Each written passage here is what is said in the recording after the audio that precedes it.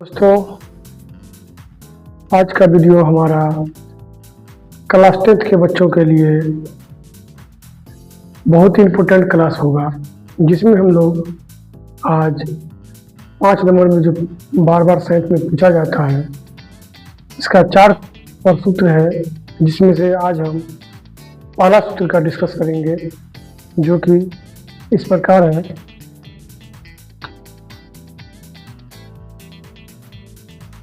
F बराबर R/2 का सत्यापन। आज हम लोग इसी को समझेंगे। तो इसको समझने के लिए सबसे पहले जरूरी होता है क्या? तो इसमें हमको सबसे पहले इसका चित्र समझना बहुत जरूरी होता है। तो चित्र को कैसे हम समझेंगे, इसको देखने के लिए सबसे पहले हम क्या करते हैं, सबसे पहले आज हम लोग अवतल दर्पण में सिद्ध करेंगे F बराबर R/2। तो पहले हम लोग क्या करते हैं, चित्र बनाते हैं। मान लेते हैं क्या, ये मिरर है, जिसको हम लोग M' नाम रखते हैं। कुछ भी नाम रख सकते हैं, इसमें कोई दिक्कत नहीं है, आप अपने अकॉर्डिंग रख सकते हैं। तो ये जो है, इसको हम लोग प्रधान अक्ष या मुख्य अक्ष भी कहते हैं। इस पॉइंट को हम लोग कहते हैं ए ध्रुव, ठीक है। और इसका नाम हम रख देते हैं, कुछ भी रख सकते हैं नाम। ये जो प्रधान अक्ष है, ये मुख्य अक्ष भी कहलाता है, और इसी के अकॉर्डिंग इस दर्पण में कहाँ से कैसे रिफ्लेक्शन होता है, कैसे रिएक्ट होता है, हम लोग इसी पे देखते हैं। सबसे पहला हम क्या करते हैं, एक प्रकाश को गुजारते हैं, ठीक है। तो जैसे ही लाइट प्रधान अक्ष के समांतर गुजरा, तो दर्पण से परावर्तन के बाद ये जो है फोकस की दिशा में गुजरेगा। कहाँ से गुजरेगा? फोकस की दिशा में। तो इसको हम इस एरो से दिखाते हैं। इस पॉइंट को हम नाम रख देते हैं, इस किरण का नाम रख देते हैं ए, इसका नाम रख देते हैं बी, इस पॉइंट को रखते हैं बी। अब जो है, सबसे पहले यहाँ पर ये जो है, ये दर्पण का त्रिज्या है, वक्रता त्रिज्या। तो हम जैसा कि जानते हैं कि ये जो है दर्पण परावर्तित किरण और अभिलंब, इसको बोलते हैं अभिलंब।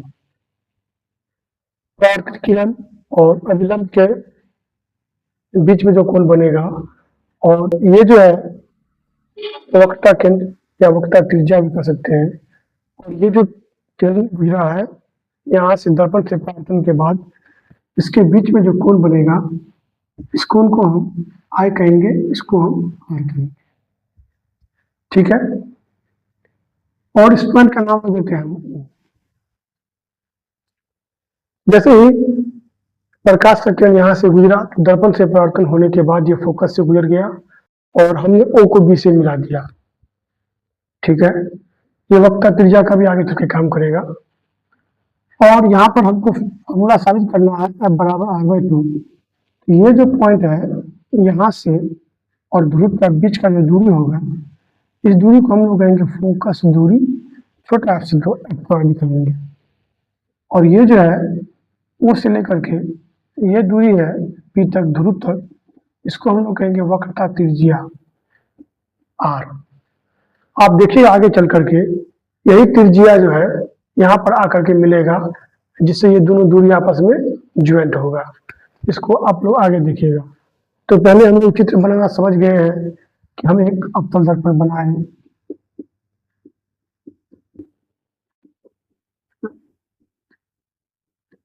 और प्रधान अक्ष के समांतर हमने एक किरण को गुजारा। जो कि दर्पण से परावर्तन होने के बाद फोकस की दिशा में गुजर गया। हमने उसे भी को मिलाया तो हमें दो तरह का कोण मिला, कोण आय और कोण आर। यही कोण आपतन कोण बराबर परावर्तन कोण होगा। तो हमने यहाँ पर जो कुछ भी किया इसको हम लोग लिखेंगे। पहले हमने यहाँ पर क्या क्या किया तो मान लेते हैं, क्या हम लिखते हैं, माना कि एम डैश एक अवतल दर्पण है जिसमें ए बी प्रकाश का एक किरण है जो दर्पण से परावर्तन के बाद फोकस के दिशा में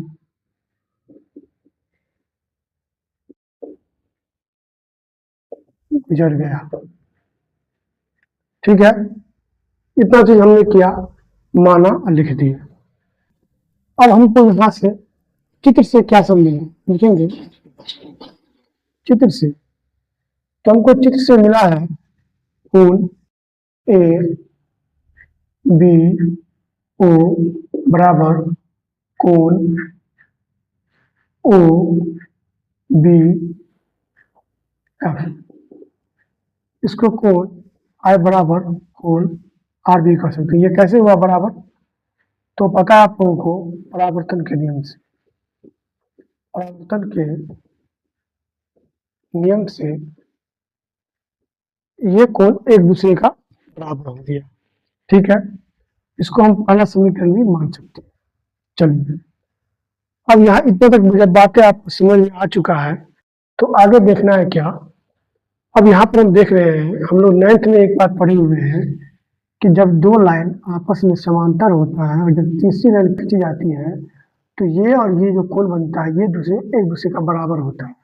कैसे, इस विधि को हम लोग बोलते हैं एकांतर कोण। क्या बोलते हैं, एकांतर कोण के वजह से ये दोनों कोण आपस में बराबर हो जाता है। तो हम देख रहे हैं पुनः चित्र से, हम देख रहे हैं कि यहाँ पर ए बी लाइन जो है ओपी का समानांतर है। समांतर है, क्या है, ए बी समांतर ओपी, ये दोनों समांतर है। इसके बीच में तीसरी लाइन खींची हुई है, इस वजह से इसलिए यहाँ पर कोण ए बी ओ बराबर होगा किसका, तो इसका कोण बी ओ एफ का। इसको मान लेते हैं दूसरा। तो ये कैसे बराबर हुआ तो कारण बताना पड़ेगा। एकांतर होने से, ठीक है, यानी कि दो तरह का समीकरण मिल गया। तो अब क्या लिखेंगे हम यहाँ पर, समीकरण 1 व 2 से। आप जान चुके हैं कि यहाँ पर ये कोण ऑलरेडी बराबर है तो ये दोनों भी आपस में बराबर हो जाएगा। इसीलिए कोण ओ बी एफ बराबर कोण पी ओ एफ। ठीक है, ये बराबर हो गया।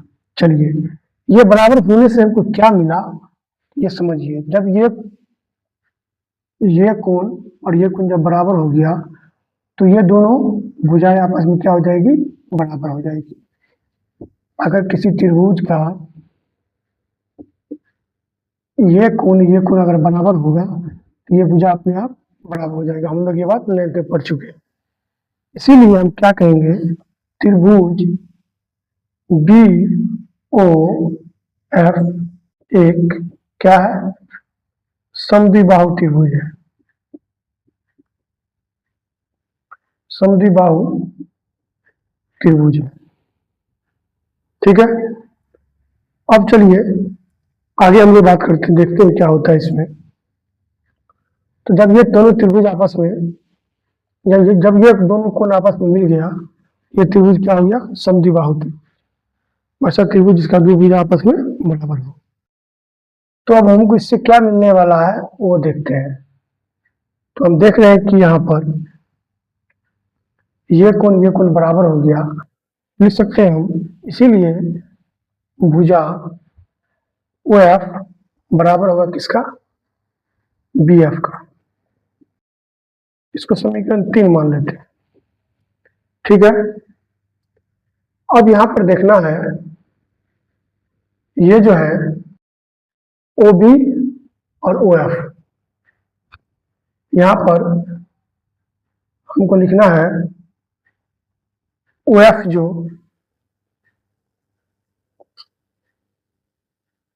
भुजा पी एफ बराबर होगा बी एफ का। बराबर क्यों होगा उसको समझ लीजिए। जब हम ये कोण बनाए, गोला करेंगे, जब इसको हम त्रिभुज को जब हम गोला करेंगे, वृत्त को जब हम खींचेंगे, तो ये त्रिज्या का काम करेगा, ठीक है। और देख रहे हैं कि ये और ये जब भुजा बराबर हो जाता है आपस में, ये भुजा बराबर है, तो ये अपने आप ये क्या हो जाएगा, बराबर हो जाएगा। यही पे लिखा जाता है